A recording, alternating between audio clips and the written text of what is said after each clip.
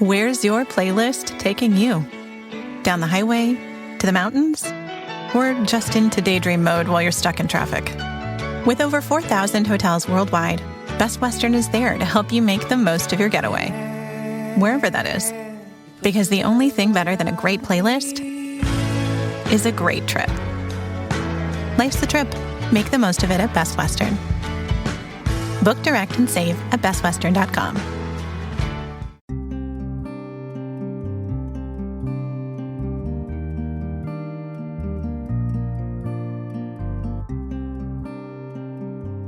This is Fortune's Wheel, a podcast history of the late Middle Ages, and I'm Jonathan. In an effort to keep this show going and one day be supported without ads, I'd like to invite everyone listening to become a supporting listener on Patreon. For as low as just $1 a month, you can enjoy listening to various standalone series, such as the 7-part series on Poland's 11th century, as well as complimentary series that seeks to fill in the gaps with information that didn't quite make it into the public show, such as the series called Context of a Conquest, in which we learn about various goings-on happening in the background of William the Conqueror's conquest of England. We're currently enjoying a series called The Book of Alexios that has already shown the rise of Alexios Komnenos and will be updated with the bits of his story that don't affect the main storyline of our public show. If you support what's happening here and want to hear more, please head over to Patreon and become a supporting listener. The link is in the show notes of this episode. Let's jump right into it. This is episode 138, entitled Aftermath of Durazzo. Thank you for listening, and I hope you enjoy the show.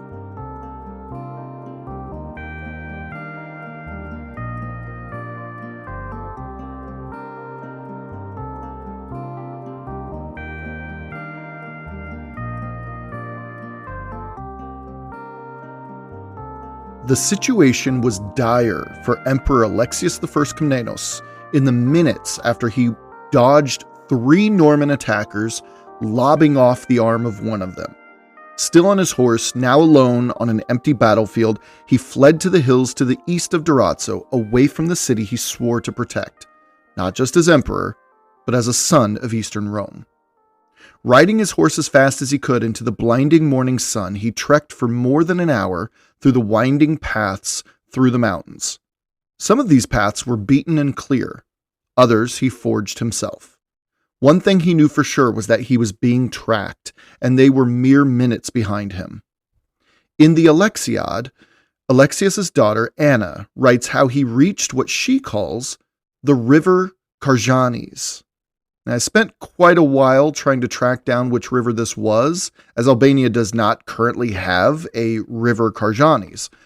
The best I could do, based on mere whispers on the internet, was to conclude that Alexios rode east-southeast and reached the modern-day river Shkumbini, which fits the description. So that's what we'll go off for this narrative until I learn otherwise. I feel fairly confident that it's probably right.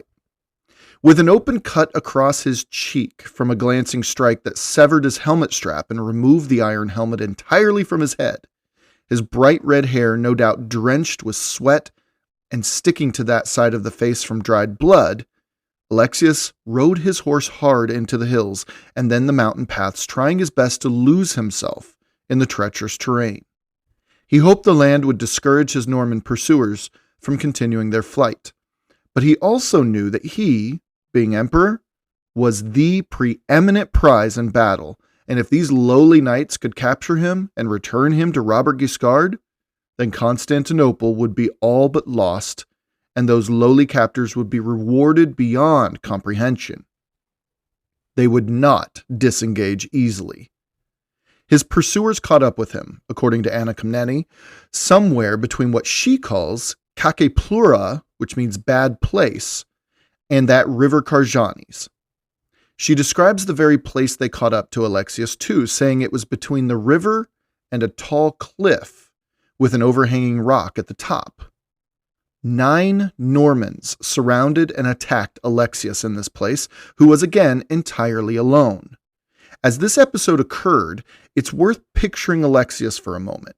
Astride his exhausted horse, surrounded, he held his sword in his right hand and the reins of his mount in his left hand. Now, from his left, 3 spears were thrust at him, and he was forced to fall to his right. It seems that the way in which they forced him aside, he should have most certainly fallen off his horse. However, 3 things occurred almost simultaneously, which no doubt saved his life. First, leaning to the side away from the spears, Alexios, still holding a sword in his right hand, pointed the sword at the ground, which held him up for a moment. But he's quite literally sideways here, half on, half off his horse. At this exact moment, fortune favored him. And the second thing occurred. His left foot's spur got caught on the saddlecloth. That is, as his left leg rose with his falling body to the right, the spur hooked on the saddlecloth. In this split second, the third thing occurred. With unheard of wherewithal, Alexios released the reins and blindly extended his left hand, reaching for the horse's mane, which he miraculously found, and with incredible strength, Alexios was able to hold himself in a sort of suspended fall. Anna writes, quote, "It was no doubt some divine power that saved him from his enemies in an unexpected way," end quote. I imagine this all occurred in a matter of maybe 2 seconds, but Alexios remained on his steed. As he tried desperately to push off the ground with the tip of his outstretched sword and pull himself up with his left hand using the horse's mane, the spears of the Normans on his right thrust toward him. The angle at which the spear tips hit his armor, the spears actually helped to push Alexios upright.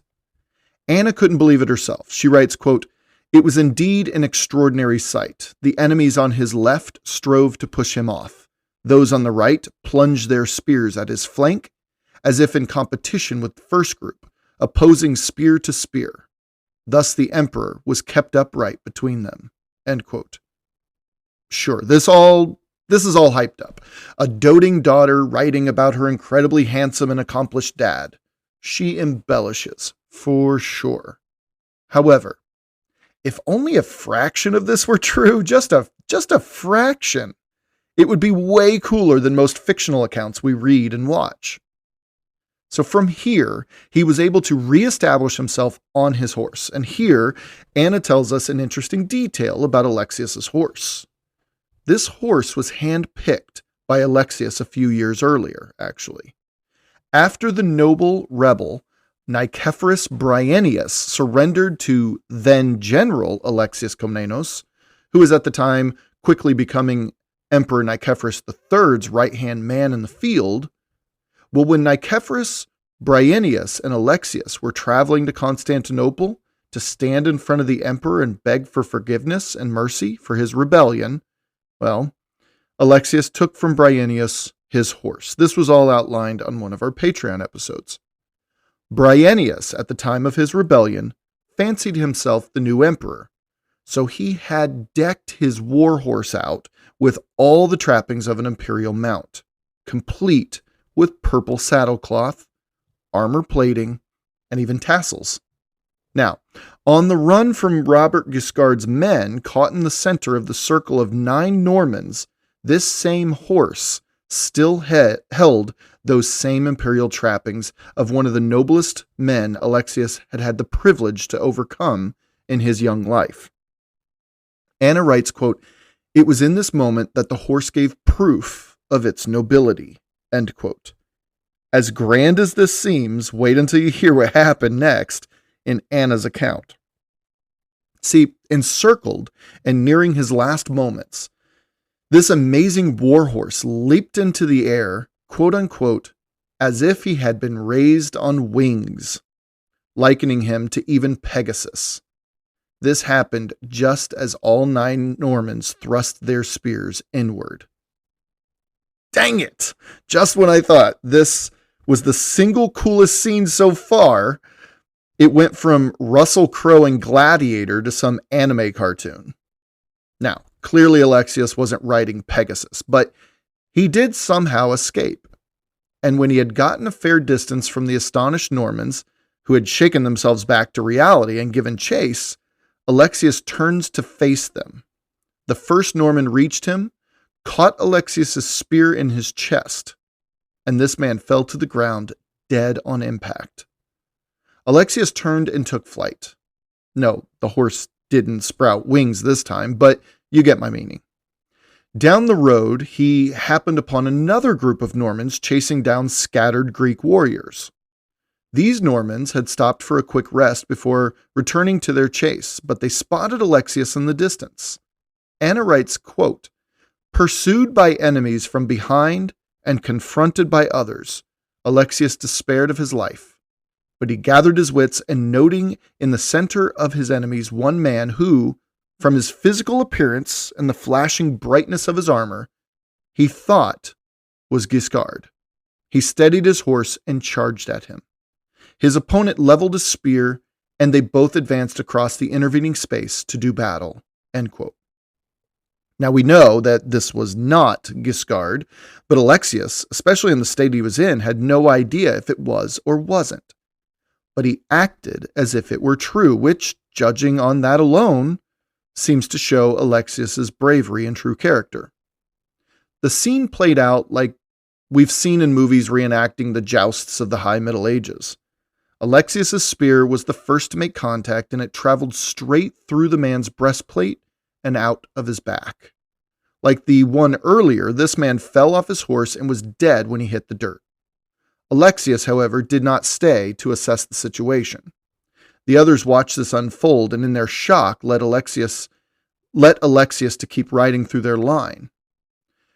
Alexius did not stop his horse. His intentions weren't to stick around and take them all on. He needed to escape once again. A point of clarity here. Anna Komnenos says that Alexius killed Guiscard's second in command in this moment. However, this simply couldn't have been true because the highest-ranking Norman in that particular army was his son Bohemond, and Bohemond, trust me, he's going to live for a number of years beyond this campaign.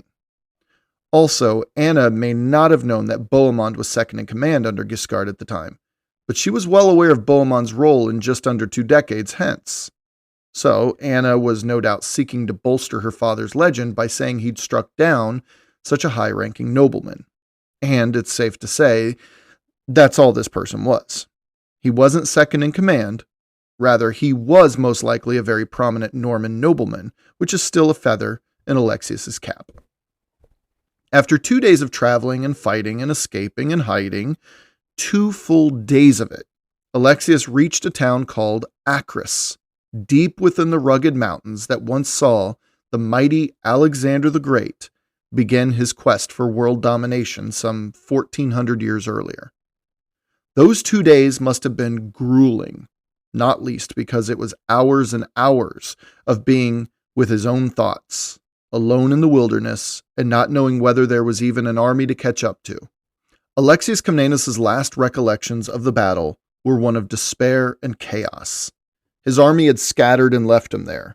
Just as he had been chased, there was little doubt that other bands of Normans chased hundreds of his men into the hills. Slaughter wasn't always confined to a battlefield. It extended for a mile in any direction when one side took the advantage. When he arrived in Acris, we don't know what he found, but we know there was something there for him because he immediately set about writing letters to Durazzo and other places where his men might have escaped to. Word from Durazzo was especially concerning. Alexius learned that Georgios Palaiologos, the man who kept the suffocatingly effective Norman war machine at bay for months, well, in the chaos of the battle, he was unable to regain the safety of the walls of Durazzo. Palaiologos was forced to flee as well, and the city was left in the hands of an Albanian man named Commascortes. Also, Alexius learned that this Commascortes was receiving the backing and advice of the Venetian commanders in the harbor as well, so Durazzo was not yet in Norman hands, but only just so. Let's zoom out for a moment and see the situation for what it was. First, it was a clear and devastating victory for Robert Guiscard and his army. Second, It wasn't just a defeat for Alexios Komnenos. It was something, according to historian Jonathan Harris in his book, Byzantium and the Crusades, quote, every bit as severe as that of Manzikert, end quote. Yeah, Manzikert. Manzikert changed the course of Byzantine history forever, marking the last moment when Eastern Rome controlled the entirety of Anatolia. Now, Durazzo did not mark the last moment Eastern Rome controlled the Balkans, but it did mark a shift in Balkan acceptance of Byzantine control going forward. The Balkans would see the full might of Robert Guiscard's forces in the coming months and years, and they would begin to question why on earth would they continue to support an emperor who struggled to protect them. As I said, this is merely a shift and not a sudden turn of events, such as Manzikert, but I am inclined to accept the sentiment of Harris's assessment of Durazzo and not what he says, on the surface. Durazzo certainly marked a wind change from the west, like Manzikert did from the east. Now, the third thing I want to mention is the losses incurred. We don't know about Guiscard's losses, it's just not recorded, but nearly every historian agrees that those losses probably equaled those of Alexios's losses, which were considerable, at least relationally. I've seen a few estimations mentioned, but we're talking thousands and thousands of men lost. The battlefield must have been carpeted by corpses. Even chroniclers mention the stench that emanated from the plains outside Durazzo within a day or two. Anywhere between a third to one half of the Byzantine army was killed, which is staggering. And even if it was only a third of Guiscard's forces, the Battle of Durazzo was a loss of life on an epic scale, by any measure, not just medieval standards. Now, within a week, the battlefield was still covered in bodies, mostly decomposing by this point, though they were most certainly stripped of any and all valuables, from weapons and shields to armor and boots. Money, the occasional trinket, and even clothing was up for grabs to an invading army with unsecured supply lines. Guiscard was debating whether he wanted to re-engage the siege on the city's walls or wait until springtime. If he renewed the siege, then he would re-engage the use of vital supplies an army would most assuredly need to survive a Balkan winter. However, if he waited, he could be a bit more judicious with his resources while also securing the surrounding towns and villages once again. His victory certainly sent shockwaves all around Illyrium, which is the region that Durazzo was the capital of, the Eastern Roman region, I should add. This would allow his men time and resources to make a secure connection with Apulia once again. A conservative winter preparing for liberal spring seemed like his best bet, and that's just the decision Guiscard made. Throughout the rest of the year, from late October to Christmas season, Guiscard consolidated his grip on the local populations and fields, and he did in fact manage to send word to Roger Borsa to send more mercenaries and supplies, and horses for sure, as quickly as he could. As for Alexios, he moved from Acris to Diabolus, where he met up with a large portion of his surviving army that was able to escape. Anna tells us he quote-unquote comforted the survivors, victims of battle fatigue. The rest he ordered envoys to meet in Thessaloniki from all directions. Now, Alexios spent his winter doing two things simultaneously. The first one, I just mentioned. He was writing letters everywhere, collecting his scattered forces and telling them to meet at Thessaloniki as soon as possible. The second thing was a bit trickier, actually. He was in constant contact with Constantinople in an effort to send more money. Money was key. So about that. Well, it seems that Nicephorus III, Alexios' predecessor, remember, well, it turned out he wasn't very good with money. Shocker. A politician who's bad with money. Can't believe it. Never saw that one coming at all. The truth was that Eastern Rome was even broker than the broke Alexios took the crown knowing it was. Isaac Komnenos, Alexios' older brother and the man who was ruling Constantinople alongside their mother, Anna Delicini, while Alexios was away off fighting, well, Isaac kept telling Alexios that there was no money to send. There was nothing he could do. It's not that he chose not to send the money. They literally didn't have any money. Anna even writes, quote, "So bare was it, indeed, that even the treasury doors were unlocked. Anyone who wished to walk through them could do so unhindered, for everything had been frittered away." End quote. She adds, quote, "Thus the general situation was critical. Frailty and misery oppressed the Roman Empire simultaneously." End quote. Well, this left Alexios Komnenos in one hell of a pickle. He needed troops, mercenaries, and mercenaries needed money. The war with Guiscard was over if Alexios couldn't procure money to create a resistance force. It was time to do what Alexios did best. It was time to get creative. Anna tells us that he had just two objectives, so far as he was concerned. And side note, notice that neither of these is to give up the war with Guiscard or to abdicate the throne in disgrace. So, the first objective was this. Alexios would summon every single ally Eastern Rome had, those both near and far. He would implore them to rise up against this existential threat that took shape in the form of Robert Guiscard. He would convince them all that life under Eastern Roman leadership, his leadership, would ensure that their ways of life would continue.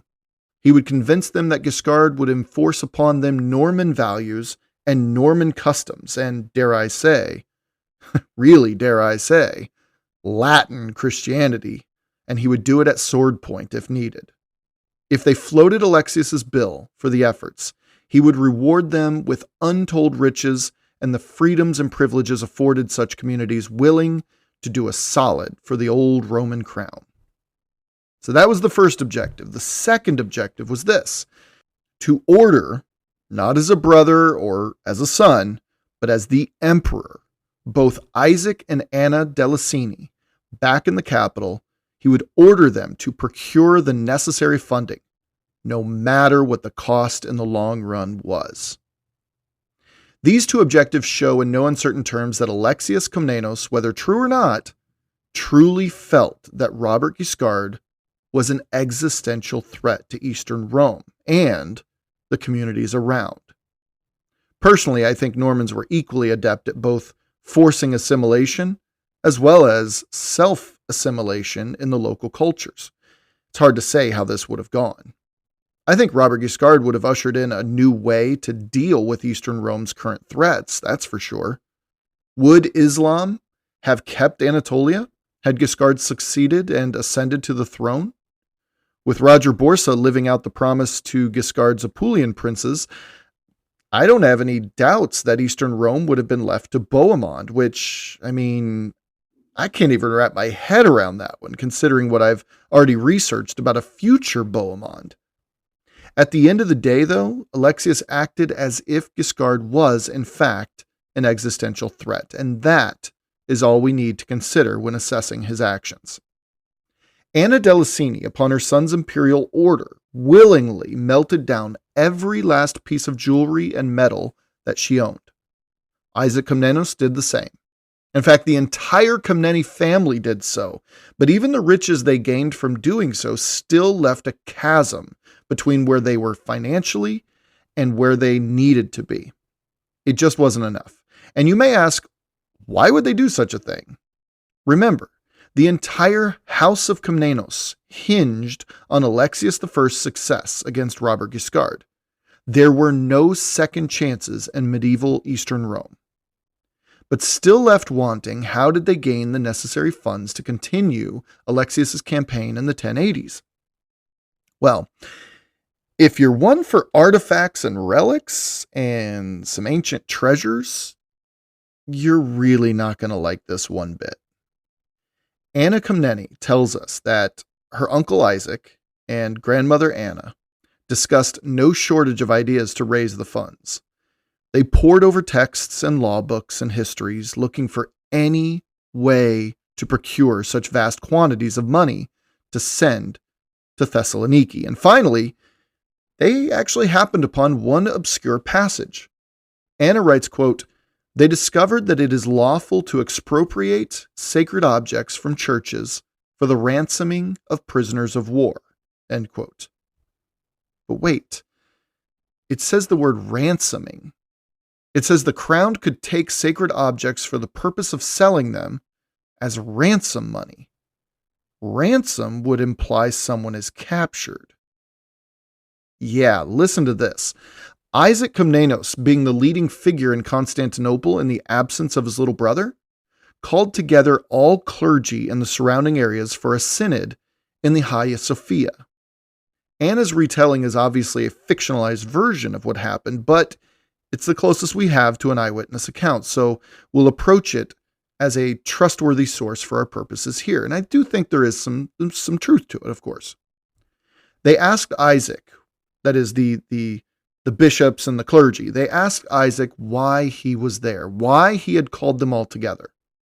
Isaac responded, quote, "I have come to inform you of a proposal which will help us in this terrible crisis and save our army." End quote. He read them what he and his mother had found in the archives about lawfully taking sacred objects and selling them for ransom money. I can't imagine what these clergy must have thought. Keep in mind, this was in the Hagia Sophia, so the powerful Patriarch of Constantinople was without question in attendance. How does ransoming come into play, though?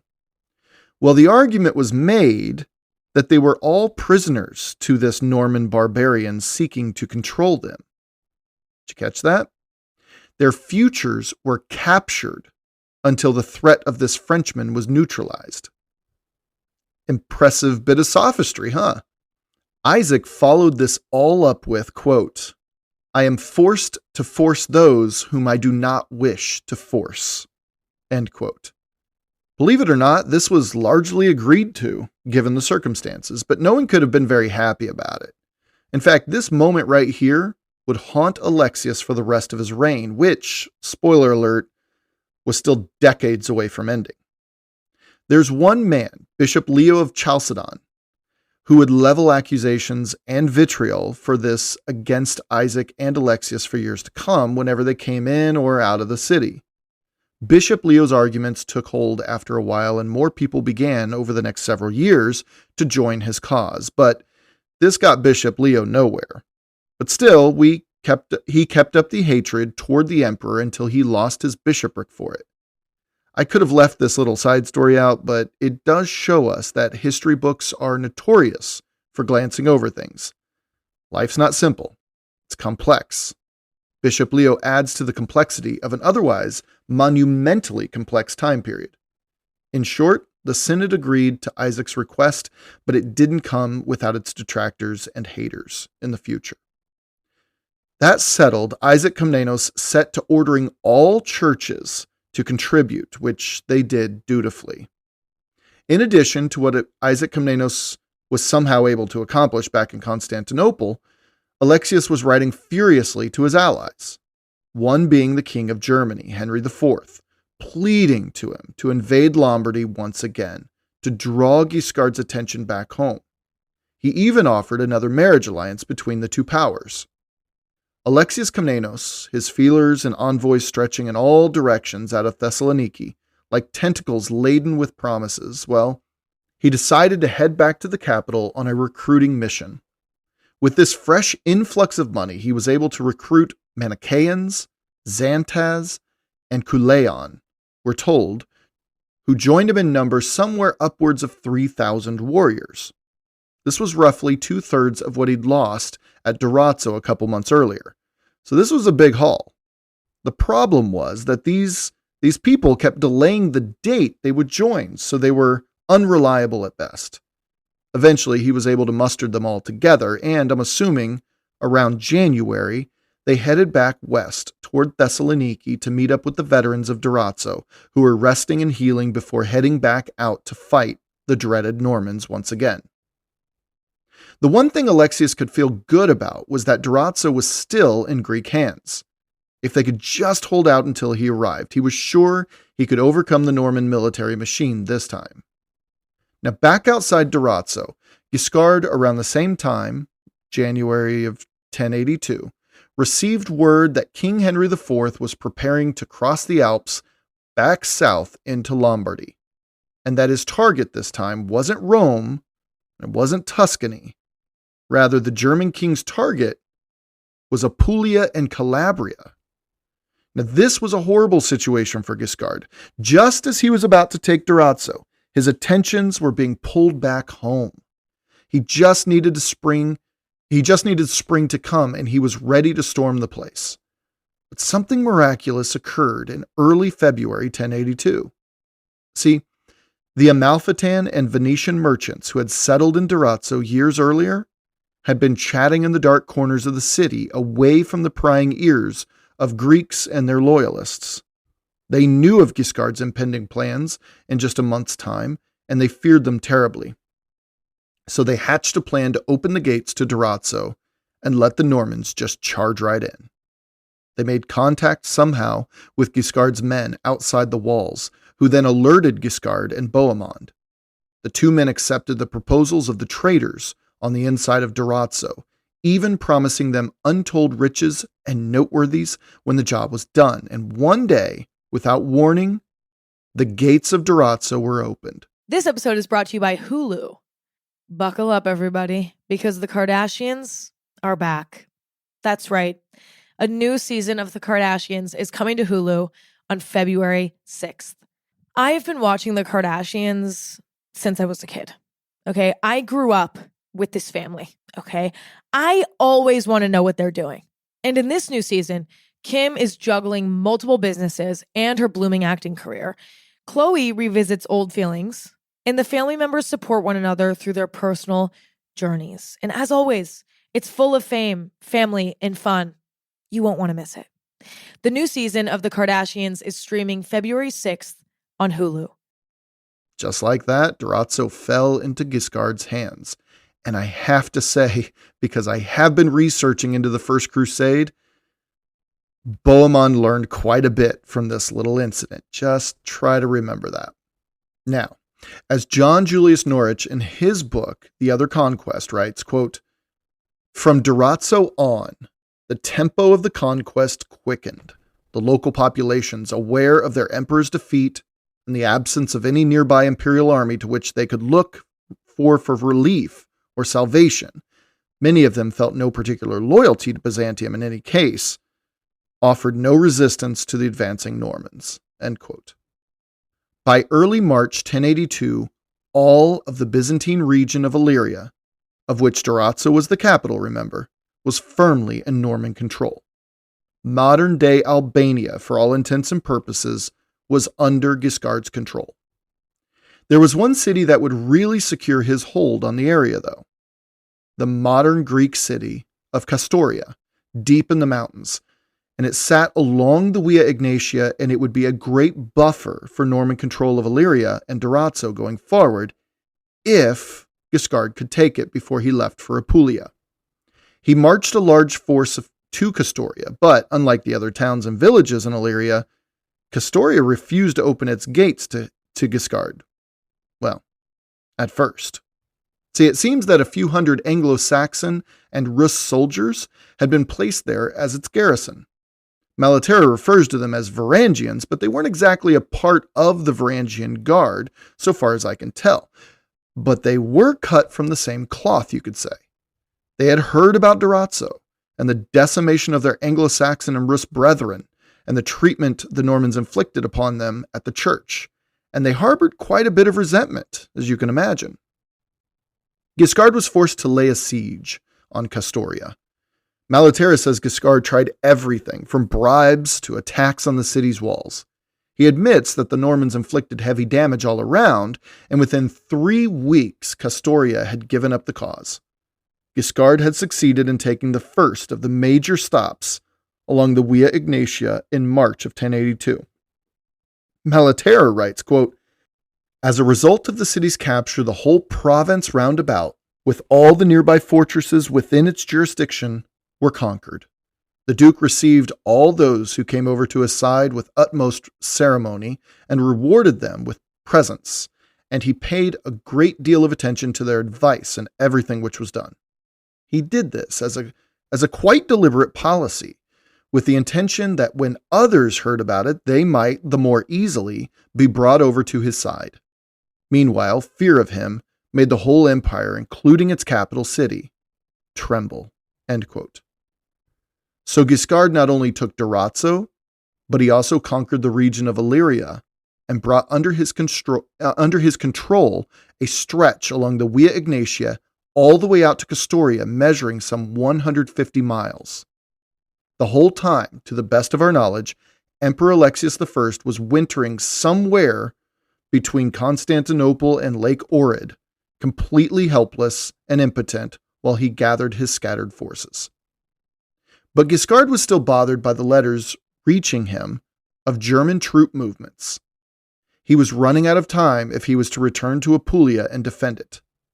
Guiscard is reported by Anna to have said the following, quote, "It is wrong to lay claim to the possessions of others and neglect one's own." End quote.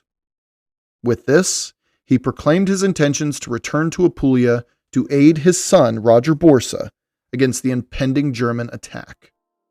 Before leaving, though, he told his nobles that the one person he trusted above all others was his son, Bohemond, and it was Bohemond who received the oaths of Guiscard's noblemen just before Guiscard sailed westward. Now, on the next episode, I want to take a moment to clarify a few things before continuing Guiscard's story of returning to Apulia and saving the Pope from the invasion of the German king. It's more explanation than anything, admittedly, but I urge you not to overlook the information. It all plays into our understanding of why things played out the way they did. The focus of the next episode, really, is on Henry's movements in Italy and his ongoing feud with Countess Matilda. But again, I promise you, it has everything to do with Guiscard and his invasion of Eastern Rome and what happens next. And honestly, I can't wait to tell you about it.